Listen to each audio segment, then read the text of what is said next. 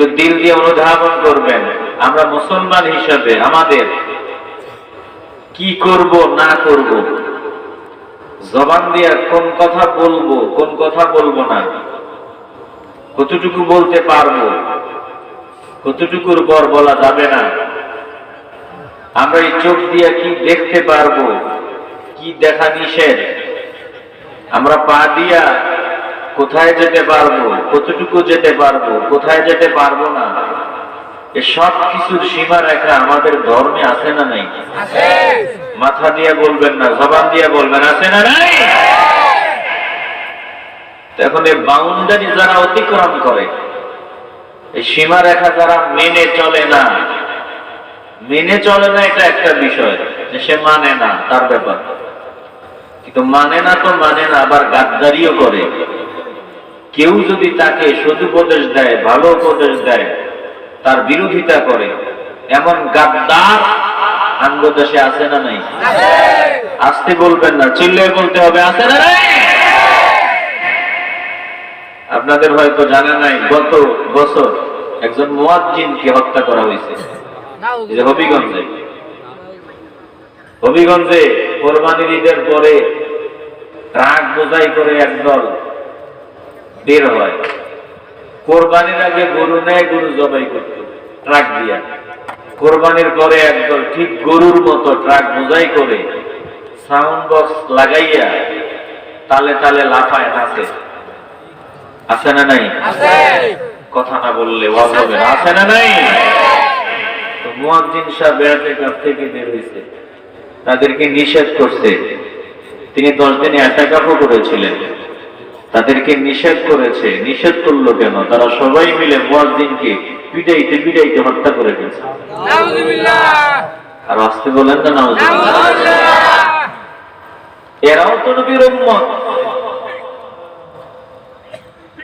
বলুন, দিল থেকে ঈমানের আওয়াজে এই উম্মতের মধ্যে পার্থক্য, তফাৎ আছে না নাই?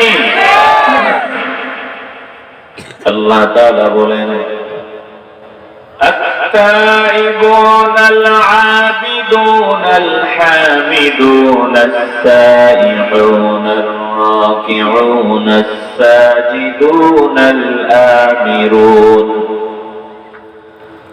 راكعون الساجدون الآمرون بالمعروف والناهون عن المنكر والحافظون لحدود الله وبشر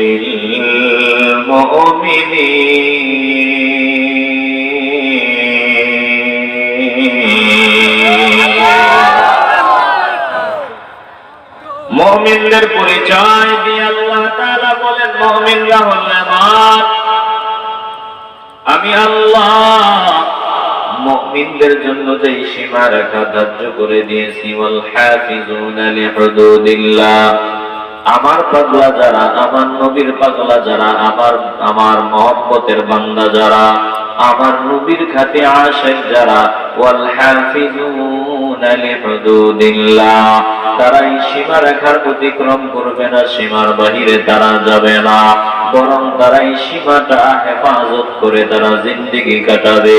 এই মুসলমান ইমানদার, আমার আল্লাহ মুসলমান হিসাবে আমাদের জন্য সীমা রেখা দিয়ে দিয়েছেন, বাউন্ডারি দিয়ে দিয়েছেন। এই বাউন্ডারির ভেতরে আমরা চলতে হবে, বাউন্ডারির বাহিরে গেলে ইসলাম থেকে আউট হয়ে যাবে। একটা জবান বন্ধ রাখবেন না, ইমানের আওয়াজ দিয়ে বলবেন, আমরা এই বাউন্ডারির হেফাজত করতে চাই কি চাই না? আল্লাহ নবী রাহমাতুল লিল আলামিন বলেন, উম্মতের দল قال رسول الله صلى الله عليه وسلم ليس منا من تشبه بغيرنا لا تشبهوا باليهود ولا بالنصارى। আল্লাহ নবী বলেন, যারা ইহুদি নাসারাদের নিয়ম নীতি মানিয়া চলে তারা আমাদের কেউ না, তারা আমাদের দলের কেউ না। ভালো করে খেয়াল করেন, রাহমাতুল লিল আলামিনের কথা শুনাইতেছি, আমি টুপিওয়ালা বলতেছি না, আমারে মানেন না মানেন কিছুই আসে যায় না। আপনি আমাকে সম্মান দেন না দেন আমার কিছুই আসে যায় না, আপনার কাছে আমি সম্মান চাইও না। বরং আপনি যদি এই মুহূর্তে বলেন আমার জুতাটা মুছিয়া দে, আমি বিনা চিন্তে আপনার জুতা মুছে দিব, বরং খুশি হব। যে জান্নাতের বাগানে বসে এমন একজন বান্দার জুতা আমি মুছিয়া দিতে পারছি, আমি নিজেকে ধন্য মনে করব। আমি নিজের ব্যাপারে আপনাদের জানায় গেলাম, মাঝে মধ্যে মুসল্লিদের জুতা সোজা করেও দেই। তো আমাকে সম্মান করার প্রয়োজন নাই।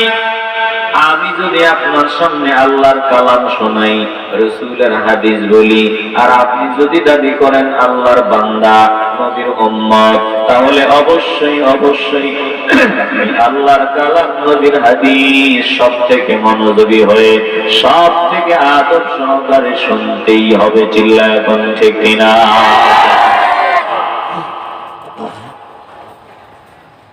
যে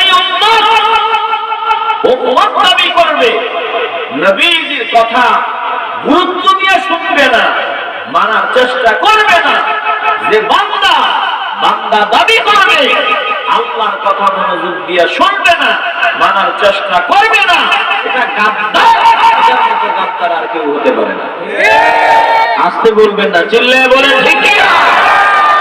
এইরকম গাদ্দার আমগো দেশে আছে না নাই?